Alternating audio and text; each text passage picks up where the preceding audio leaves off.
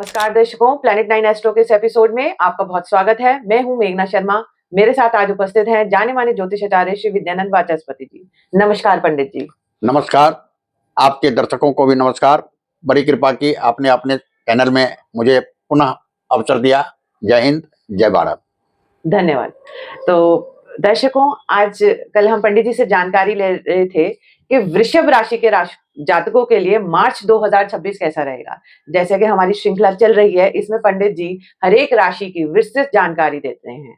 तो आज हम जानते हैं कि वृष राशि के जातकों के लिए मार्च 2026 कैसा रहेगा। वृष राशि जी, अर्थात स्वामी शुक्र जी, इस समय शुक्र का गोचर मीन राशि में हाँ, चल रहा है, जहां जी। शनि की भी स्थिति है। जी, मीन राशि में शुक्र उच्च का होते हैं, जी, तो उच्च का ही प्रभाव देते हैं, शुभ फल देते हैं। और वृष राशि है और आय भाव में शुक्र है, तो निश्चित ही ऊंची आकांक्षा होगी आय करने की वृष राशि वालों के लिए। अच्छा। और ऊंची आकांक्षा होगी, आय भाव में शुक्र जब है और उच्च के हैं तो ऊंचा आय भी देंगे। अच्छा, मतलब आय अच्छी ही होगी। अच्छी आय होगी जी। अब एकादश भाव मित्र भाव भी है जी। मित्रों का सहयोग भी प्राप्त होगा। अच्छा। लेकिन सावधानी रखें, शनि की तीसरी दृष्टि लग्न पर है, आपके ऊपर है तीसरी दृष्टि। आपको अपनी निगाह से देख रहे हैं, धन को नहीं देख रहे हैं। हाँ। आपको देख रहे हैं कि आप कर क्या रहे हैं। हाँ। तो नैतिकता से धन कमाने का प्रयास करें। अच्छा। अनैतिक से नहीं। हाँ। मतलब धन कमाने के लिए सीधा सीधा रास्ता ही अपनाएं। सीधा रास्ता अपनाएं जी, और सफलता भी मिलेगी। जी। द्वितीय भाव धन भाव जी, मिथुन राशि का है। मिथुन राशि के स्वामी बुध दशम भाव में है।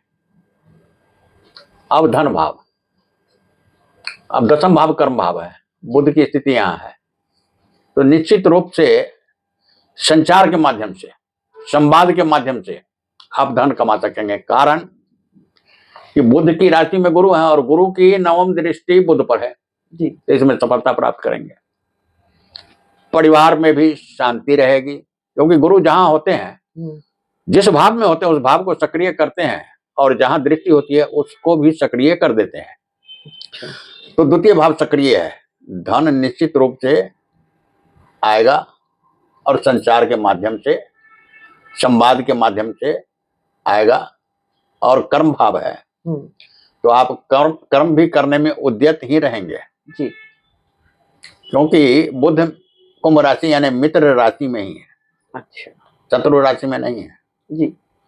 अब आ जाते हैं तृतीय भाव। तृतीय भाव कर्क राशि का है और तृतीय भाव छोटे भाई बहनों का है, छोटी छोटी यात्राओं का है, पड़ोसियों का है। अब 2 मार्च को ही चंद्र ग्रहण लग रहा है जी, तो अच्छी स्थिति तो रहेगी नहीं, बुरा प्रभाव तो मिलेगा। पड़ोसियों से विवाद न करें। अच्छा। भाई बहनों के मन में कुछ आकांक्षाएं हो सकती है, आपके प्रति मन मिजाज में कुछ गड़बड़ी भी हो सकती है। मतलब मन स्थिर नहीं रहेगा तो विचार ऊपर नीचे चलते रहेंगे।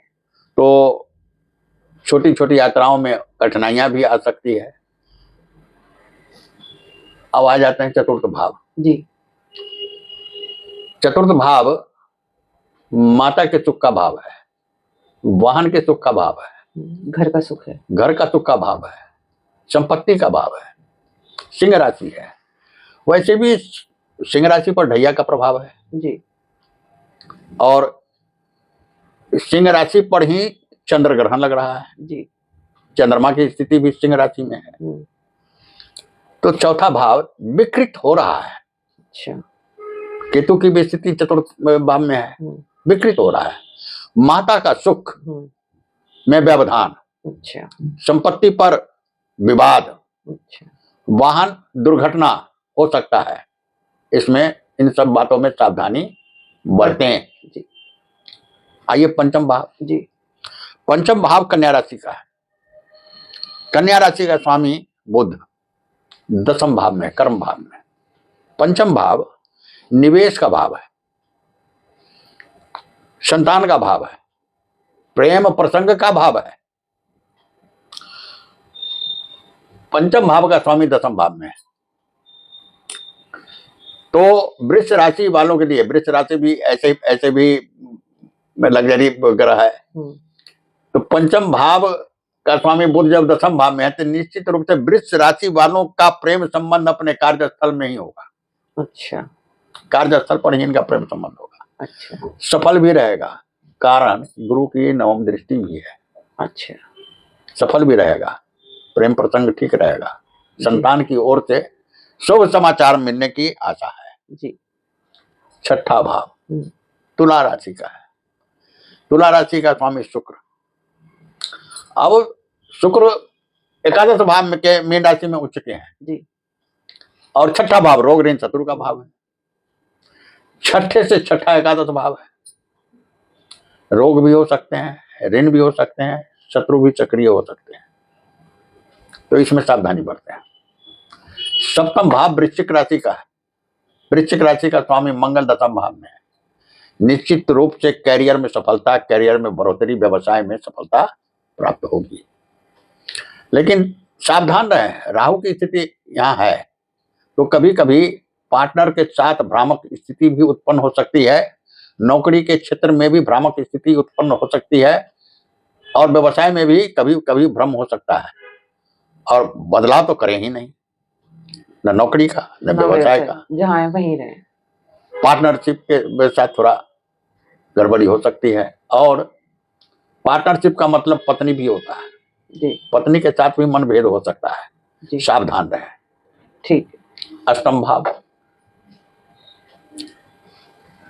ये धनु राशि का है जी। धनु राशि और अष्टम भाव अध्यात्म का भी भाव है गुरु के कारण, ज्योतिष का भी भाव है, बदलाव का भी भाव है, विरासत में मिलने वाली संपत्ति का भी भाव है। अब धन भाव से गुरु की दृष्टि नवम अष्टम भाव पर है और वहां धनु राशि है तो आपको विरासत में भी संपत्ति मिल सकती है। अच्छा। आपका झुकाव धर्म की ओर होगा, ज्योतिष जानने की आकांक्षा उत्पन्न होगी। अच्छा। तर्क वितर्क आपके अंदर और अच्छा बनेगा जी। और आ जाते हैं नवम भाव पर जी। नवम भाव शनि का है जो एकादश भाव में है। जब भाग भाव का स्वामी आय भाव में हो तो आय देंगे। अच्छा। भाग्य से आय देंगे। और शुक्र भी आय के स्रोत बना ही रहे हैं तो आय अच्छी होगी। धर्म का भाव है नवम भाव, धर्म भी करेंगे। सूर्य और शनि की स्थिति एकादश भाव में है तो पिता से थोड़ा मतभेद हो सकता है तो इसके लिए सावधान रहें। अब आ जाते हैं हम दसम भाव पर जी। बहुत ही शक्तिशाली योग है। 3-4 ग्रह दशम भाव में बैठे हुए हैं। बहुत शक्तिशाली योग है जी। लेकिन चुनौती का भी योग है ये। अच्छा। चुनौतियां भी हैं यहाँ।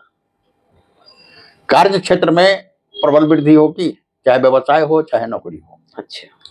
लेकिन वहां पर शत्रुओं से भी सावधान रहें। अच्छा। शत्रु कुछ हानि पहुंचा सकते हैं।